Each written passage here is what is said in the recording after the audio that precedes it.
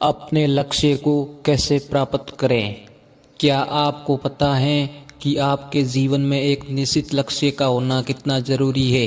क्योंकि एक सही लक्ष्य होने पर ही हमारे जीवन को एक सही दिशा मिलती है। अब कई सारे लोग अपने जीवन में एक निश्चित लक्ष्य को तो सुन लेते हैं, पर वो अपने लक्ष्य को प्राप्त नहीं कर पाते, क्योंकि अपने लक्ष्य को प्राप्त करने के लिए किन चीज़ों को फॉलो करना पड़ता है, किन बातों का ध्यान रखना है, इसके बारे में उन्हें पता नहीं होता है। इसी के कारण अपना लक्ष्य निश्चित होने के बावजूद वो अपने लक्ष्य से भटक जाते हैं और अपने लक्ष्य को प्राप्त नहीं कर पाते।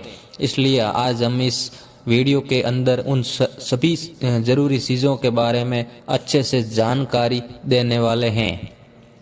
अपने लक्ष्य को प्राप्त करने के लिए इस वीडियो को ध्यानपूर्वक देखिए और सुनिए। सबसे पहले अपने लक्ष्य को सुने। अब ये तो जाहिर सी बात है कि अगर आपको अपने लक्ष्य को प्राप्त करना है तो सबसे पहले अपने लक्ष्य को सुनना होगा, क्योंकि लक्ष्य को तय किए बिना आपको समझ में ही नहीं आएगा कि आपको अपनी लाइफ में क्या करना है। इसलिए अपनी काबिलियत को पहचान कर आप सबसे पहले अपने लक्ष्य को सुनिए और उसके बाद उस लक्ष्य को प्राप्त करने के लिए सही दिशा में प्रयास करिए। दूसरा है दृढ़ संकल्प ले। अपने लक्ष्य को प्राप्त करने के लिए दृढ़ संकल्प ले, यानी कि अपने आप में ये पक्का ठान ले कि आप किसी भी हालात अपने लक्ष्य को पाकर ही रहेंगे। इसके लिए आपके अंदर अपने लक्ष्य को पाने की तीव्र इच्छा शक्ति होनी चाहिए, क्योंकि तीव्र इच्छा शक्ति के दम पर आप किसी भी लक्ष्य को प्राप्त कर सकते हैं।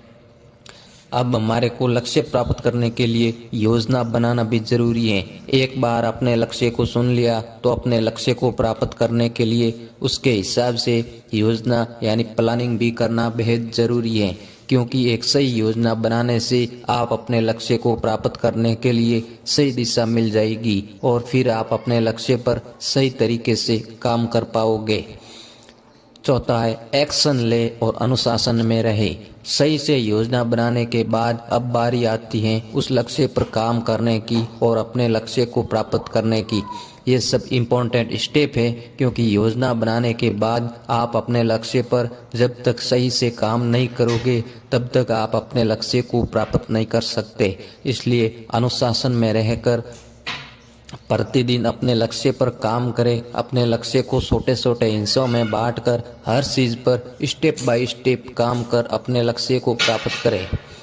प्रोसेस पर ध्यान देना। आप अपने लक्ष्य पर किस तरह से काम कर रहे हैं, कौन सी चीज़ें काम कर रही हैं और कौन सी चीज़ें काम नहीं कर रही हैं, किन चीज़ों पर काम करना है यह देखें। यानी कि आप प्रोसेस पर ध्यान दें और जहाँ जहाँ इम्प्रूवमेंट की ज़रूरत है उन पर काम करें। मेंटर यानी किसी एक्सपर्ट की मदद भी लेना जरूरी है। आपका लक्ष्य शायद कि जिस भी फील्ड से जुड़ा हो, लेकिन आप अपने लक्ष्य को प्राप्त करने के लिए समय समय पर आप मेंटर यानी किसी एक्सपर्ट की सलाह जरूर लेते रहे, ताकि आपको एक सही मार्गदर्शन मिलता रहे। समय निर्धारित करना। किसी भी लक्ष्य को अगर आप समय के साथ बांध देते हैं तो उस लक्ष्य के प्रति आप ज़्यादा सतर्क रह जाते हैं और आप पर हल्का सा दबाव भी बना रहता है। इसलिए आप जो कोई भी लक्ष्य हो उनको एक निश्चित समय दो, उस समय सीमा से ही उस लक्ष्य की प्राप्त की कोशिश करो। जैसे मान लो अगर आपका लक्ष्य IAS अफसर बनने का है तो उस लक्ष्य को प्राप्त करने के लिए आप 1-2 साल या 3 साल दे सकते हो। एक बार समय सीमा निश्चित होने पर आप उस लक्ष्य पर काम करना शुरू कर सकते हैं। टाइम को सही तरीके से मैनेज करें। सबसे पहले आप अपनी पूरी दिनचर्या के बारे में अच्छे से सोचिए और देखिए आप कितना समय अपने लक्ष्य को दे पा रहे हैं, किन चीज़ों पर आप अपना समय यूं ही जाया कर रहे हैं, जैसे कि मोबाइल चलाना, घंटों फ़ोन पर बात करना, हद से ज़्यादा सोशल मीडिया का इस्तेमाल करना, घंटों किसी के बारे में गपशप करना या फिर घंटों तक टीवी शोज देखना वगैरह। अगर आपको अपने लक्ष्य को प्राप्त करना है तो ज़्यादा से ज़्यादा समय उस लक्ष्य पर आपको काम करना होगा।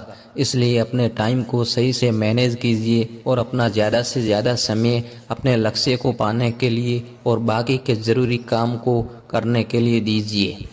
गलतियों से सीख लेना। अब ऐसा नहीं है कि अपने लक्ष्य पर काम करते वक्त आपसे कोई गलती नहीं होगी, बल्कि गलतियां तो आपसे होगी, पर आपको अपनी गलतियों को दोबारा नहीं दोहराना है। बल्कि आपको अपनी गलती को सुधार कर उनसे अच्छी सीख लेकर आगे बढ़ना है। गलती होने पर खुद को कोसना, निराश और हताश होना, ये सब चीज़ें आपको नहीं करनी है।